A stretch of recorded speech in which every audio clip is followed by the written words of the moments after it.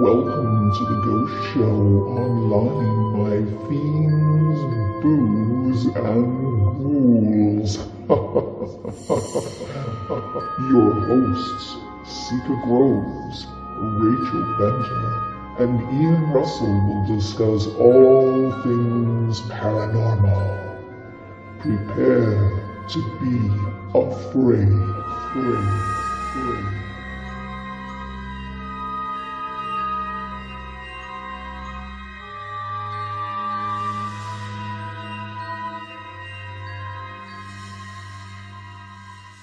So what we're doing today is the Winchester Mystery House. And I can't wait to talk about this because it's a really fun and exciting place if you've never been to it. It is in California, so it's not exactly around the corner, but all kinds of really neat, interesting things go on here at the Mystery House. And of course, you can take a tour. Have you ever been there, Ian? To the house itself, I have not. No. I have been to San Francisco, San Jose, that Bay Area where the house is located. Mm-hmm. But that was years and years ago before I was ever involved within the paranormal. Oh, okay. And so that was not on my list of places to go, obviously, at that time. Mm-hmm. Right. And it's a freaky place. It's bizarre. It's bizarre. I've seen photographs. I've seen it on television with some of the ghost shows. Mm-hmm. I've seen the movie that they made.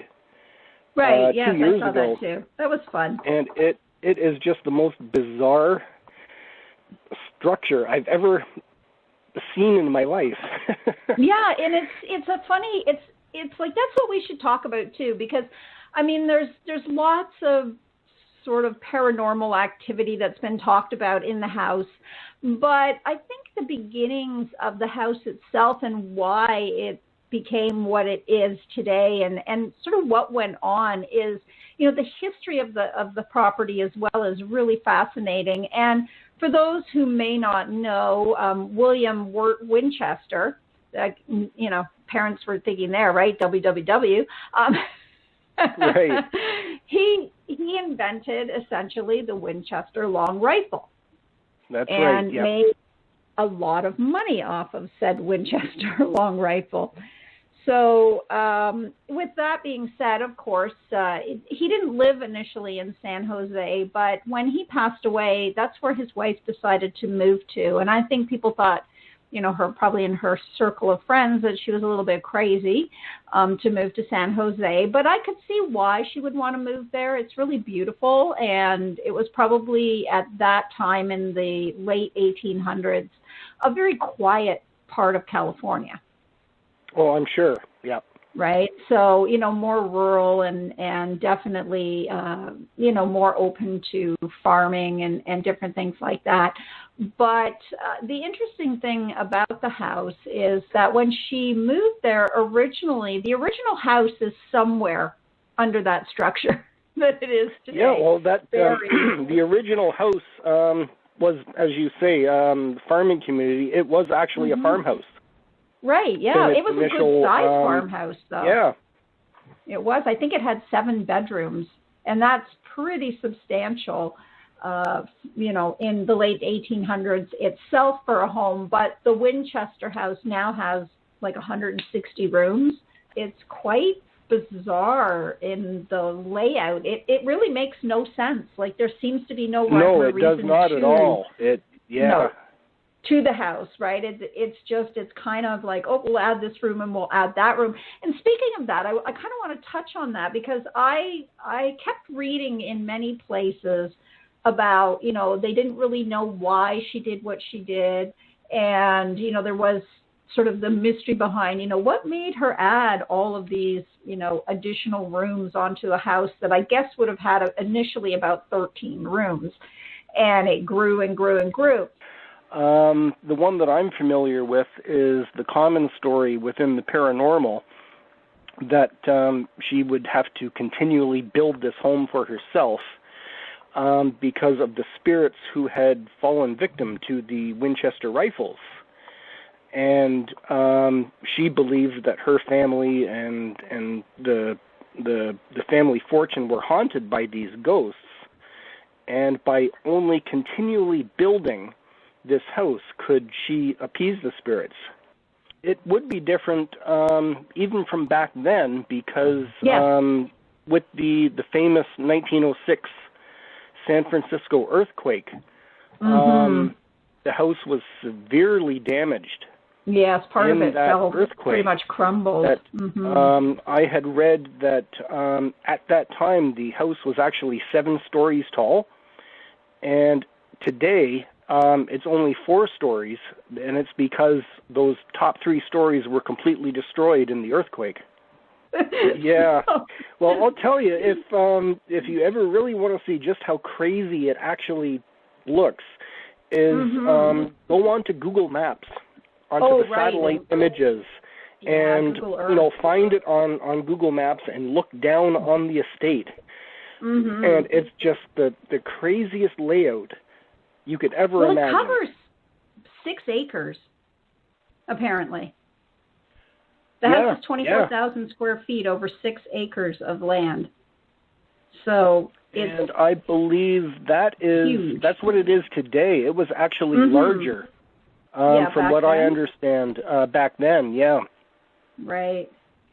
It's really pretty cool. I mean, I'm fascinated with it. Like I said, I would love to get back and visit it. It's been, so long that I don't really remember. And I don't think as much of it was open back when we were there a long time ago.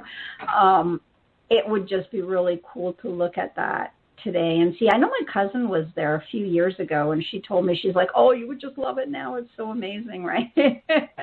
So with that, like with the architecture and everything, let's kind of talk about the hauntings as well, because there's, as I was going through the information for that, there seems to be some variations on how people feel, and of course that is, again, the perception of anybody in the paranormal field, or anyone who may be a medium or an empath or has, a certain ability, that we pick up things and we feel them differently. And we were talking about that last week on the Poltergeist show too, right? Is that how we perceive things? So in terms of the hauntings themselves, there's an interesting article that talks about, and it's actually in Vanity Fair, and I don't know if you came across it, but it's actually Helen Mirren talking about her role as Sarah Winchester, and they shot in the house. They did, yes. Yeah. So she kind of goes on to say that,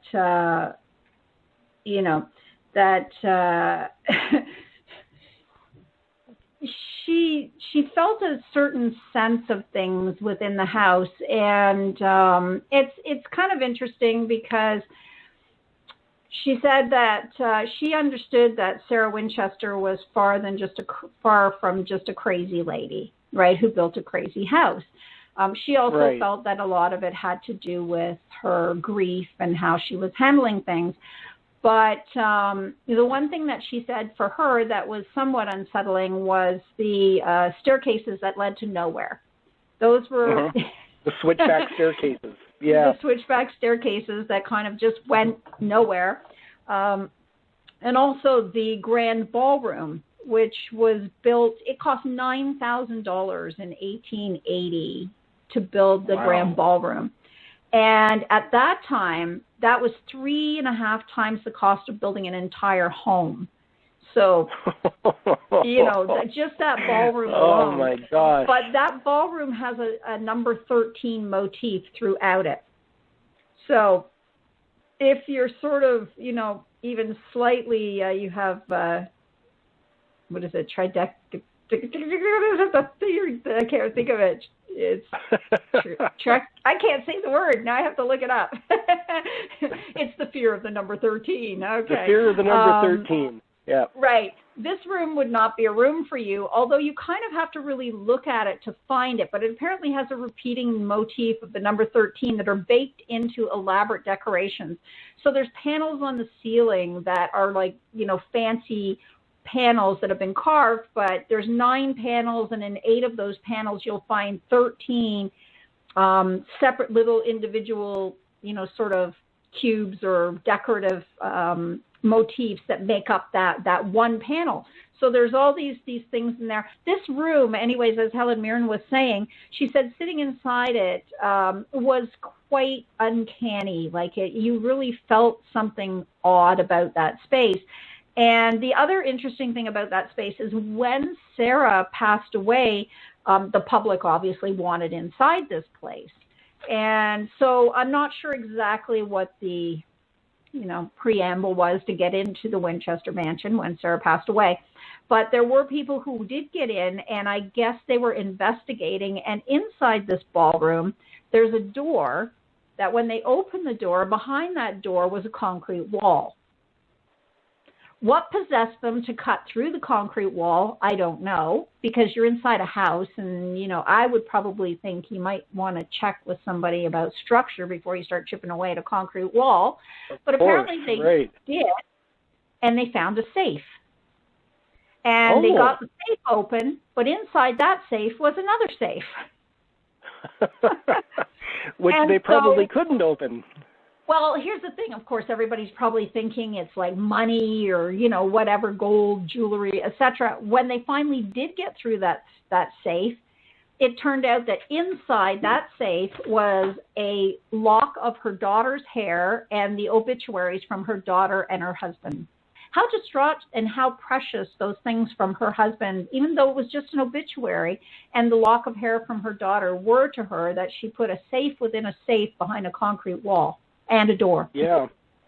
But the interesting thing is, sort of Helen Mirren, because she was playing her in this house, it must have been an interesting sort of, full on, you're immersed in the everything, all the emotions and all of the energy that the house itself holds.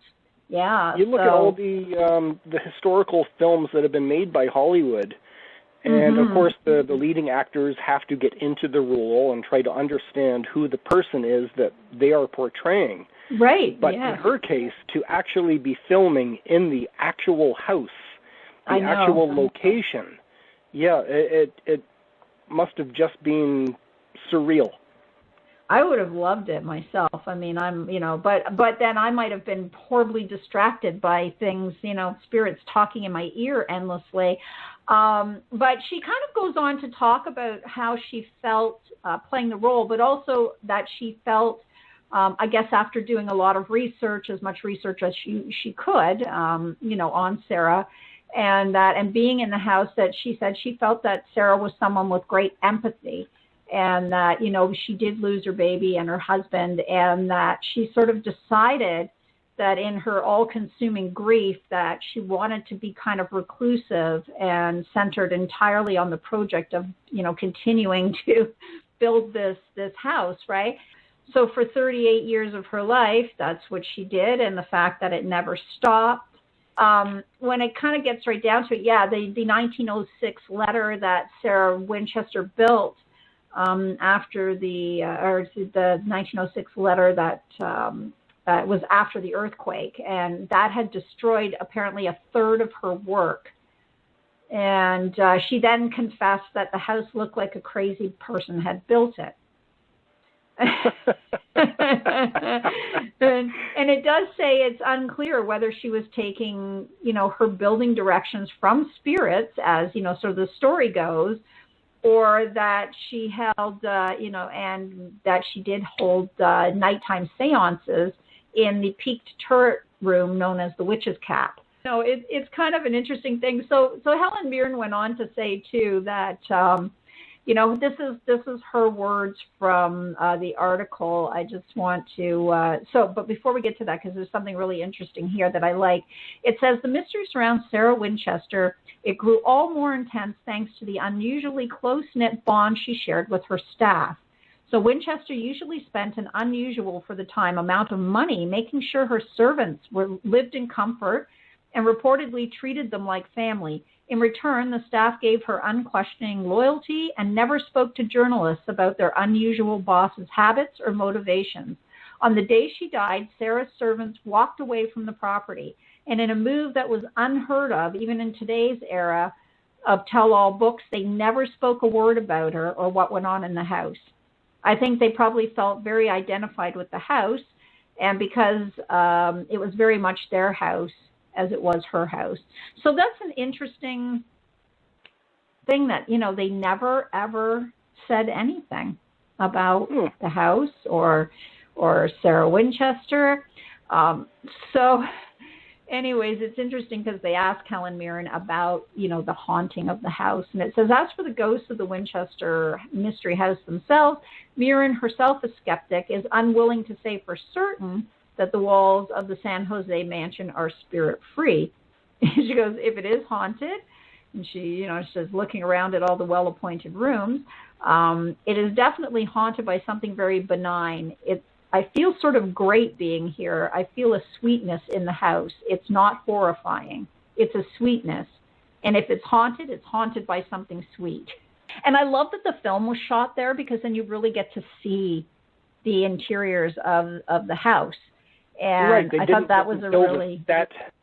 And it's the actual house itself that you see in the film. Right. Or there were sets built, actually. There were sets built. But they were specific to the house itself. That you walked in to the actual set, and you went, oh, this is the room from, wherever in the house. Yeah. It was very well done.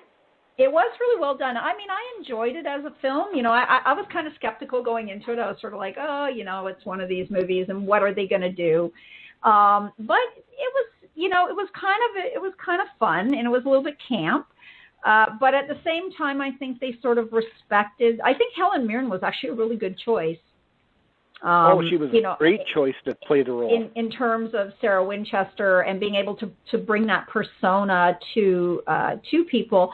And again, it's always difficult to play someone that you have no actual physical association to in terms of, that person was not alive in your lifetime. There isn't a lot of information on Sarah Winchester as to who she was, especially later in her life, other than, people writing sort of stories of her being crazy or, whatever the case may be. Because her servants never spoke about her. And I think that they kind of tried to stay to the,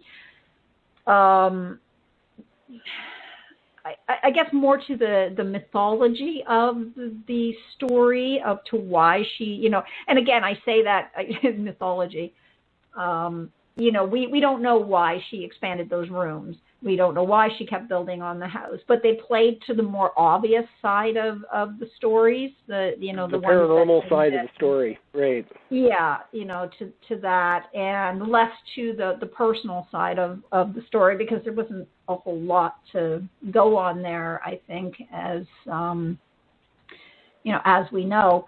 So let's talk about the hauntings, because there's some interesting things that that come up again and again with people talking about the hauntings at the Winchester Mansion. The one thing that I feel probably about this house and why people gravitate to that is it's the third floor where the servants all had their apartments and quarters.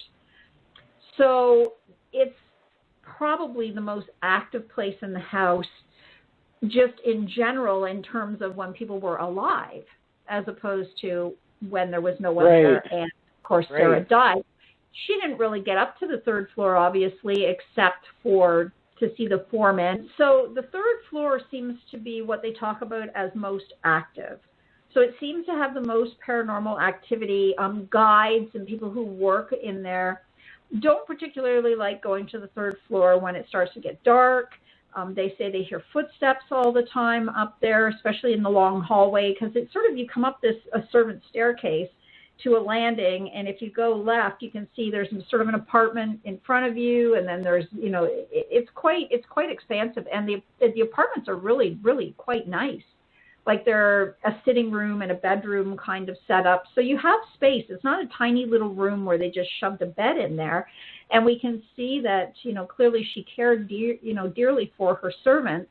So she obviously wanted them to be as comfortable in their off time, whenever that would have been, to be able to have enough space to feel comfortable. And you can see that on the third floor. It's quite interesting. Although the third floor is quite a maze of quite a maze of random rooms, and again, sort of, I think when you're walking through, some of it isn't open to the public currently because I suspect it needs more further renovation. So you're sort of looking at areas where it's like, where does that go? And then there's strange little alcoves that have doors, but there's clearly nothing behind the door, and you can sort of tell that there's nothing behind the door. But this is sort of the thought is this third floor has the most activity. And for me, I have found that most often in these manor houses that, and even Casa Loma, the servant staircase, and we talked about the Customs House last week, and that's the same thing, that servant staircase in the Customs House has the same kind of energy to it, right? You can feel, it's almost like you can feel brushing you by as you go up these staircases. You can feel that energy. And some of it, I wonder, if it's not residual energy, because the house holds that energy too. Well, of course. Right? Not all of it is intelligent spirit energy. That's right. So in a building like Winchester, there would be tons of residual energy floating around. Right. And that energy, and you have it gets absorbed into the wood itself. The wood is a conductor into for the structure, residual energy. Sure. And over the years, the servants and anything that ever happened, that energy would just get absorbed into the wood itself. Right, yeah, and it's like I say, homes hold so much, and that's, something as well that you feel when you go into a place, and if you're perceptive to this, you will feel like, oh, that doesn't feel good. Like I was saying about the room in the Custom House on the staircase where that young servant girl was, attacked. That energy remains in that staircase. Like you can feel it, right? It's like every ounce of wood in that room absorbs that moment in her life. And so if you're perceptive of that, you'll feel that energy. And I think that's why some people, when they go into old homes, they feel like, it's haunted, without it actually being haunted by, like you said, an intelligent or, a spirit that can actually communicate or just is present in the space, as opposed to residual energy. And I can feel residual. Oh, yeah. So, like I said, I would want to go back here, too. I mean, when I was 17, I wasn't really understanding what was going on in my realm of, things that I was able to perceive. I kind of knew what was going on, but I didn't really have the same perception that I have today. And I didn't know how to decipher what I was feeling or, that. So, so this would be one of these places where it would just be like, oh, God. And how do you go through? I'd need the entire day. I think I'd need days to go through it. Yeah, well, the place is so crazy. You'd have to take several days if you could. To try to go through it. Yeah, like, I'd almost want to split it into 3 days. It's like, okay, day one, I'm doing the first floor. Day two, I'm going to get to the second floor. Day three, I'm going to get to the third floor. And then I'd need a day just to, go around the outside of the house. I mean, obviously now it's very, it's very much surrounded by the urban growth of San Jose, but I'm sure indeed. Just the property itself would still have some energy associated with it that would have been, over the years still there. But also too now, because there's been millions of people going through the house, it might be difficult to decipher the house's residual energy from the person's.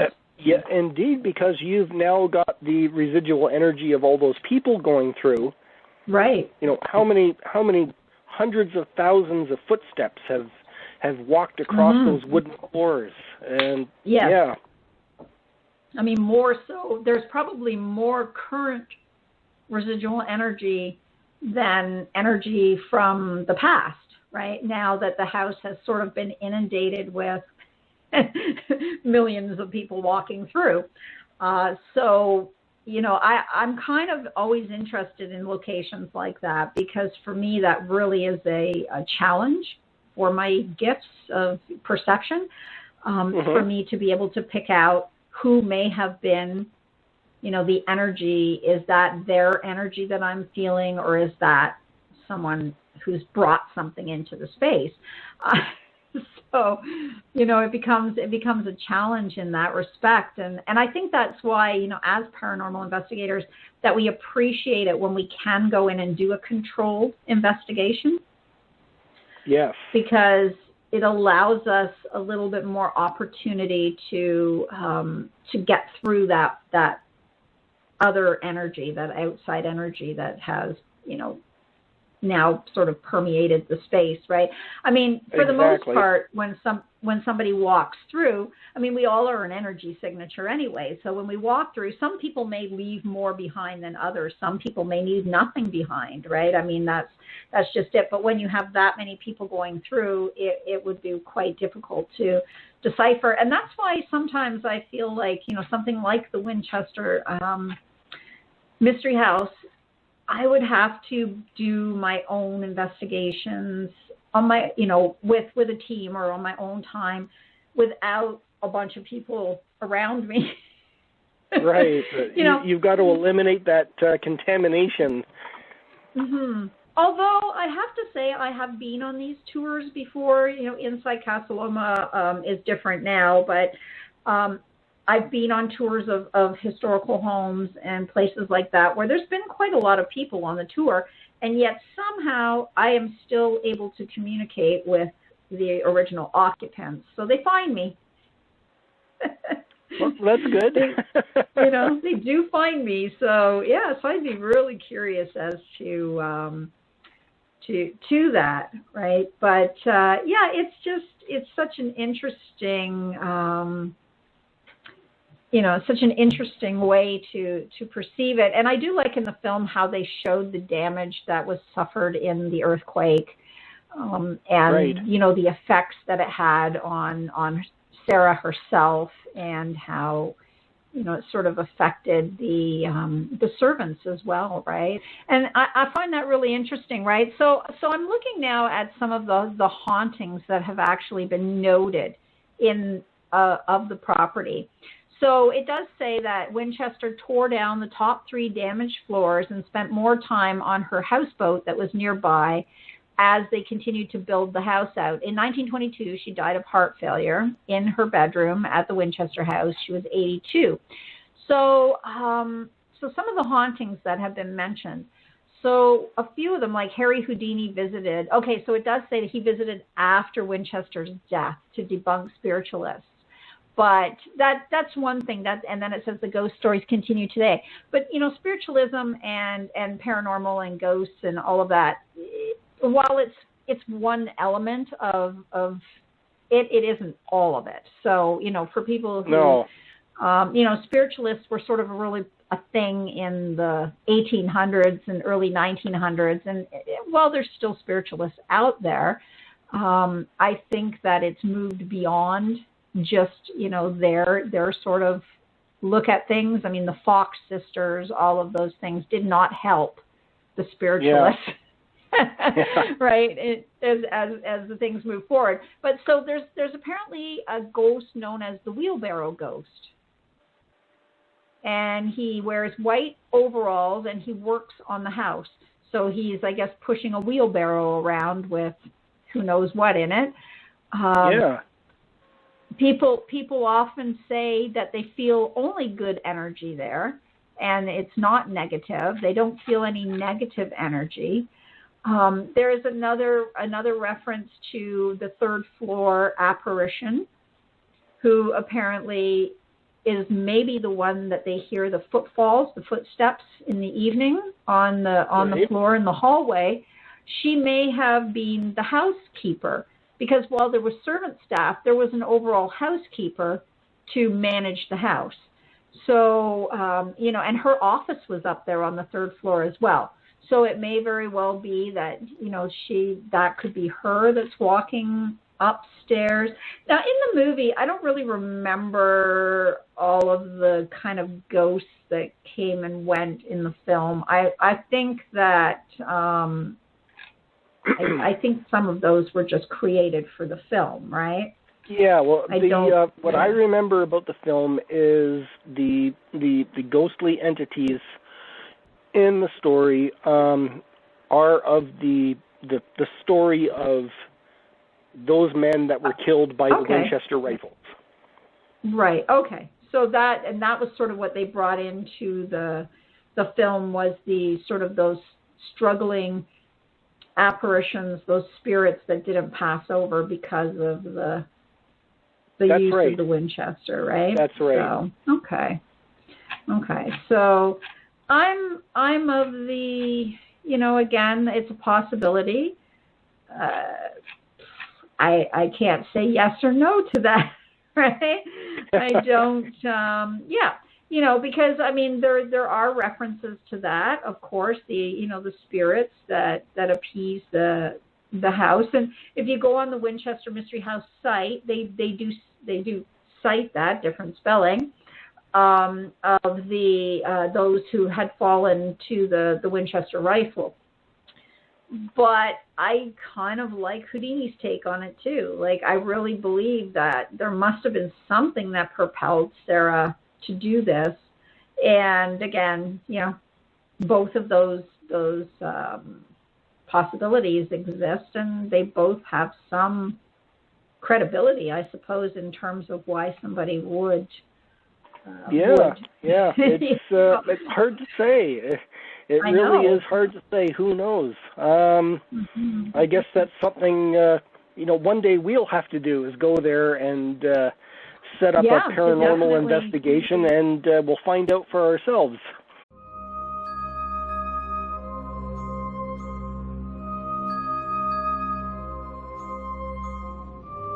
Thank you for watching The Ghost Show Online. Join your hosts again next week as they discuss more tales of the supernatural, the paranormal, and all things spectacular.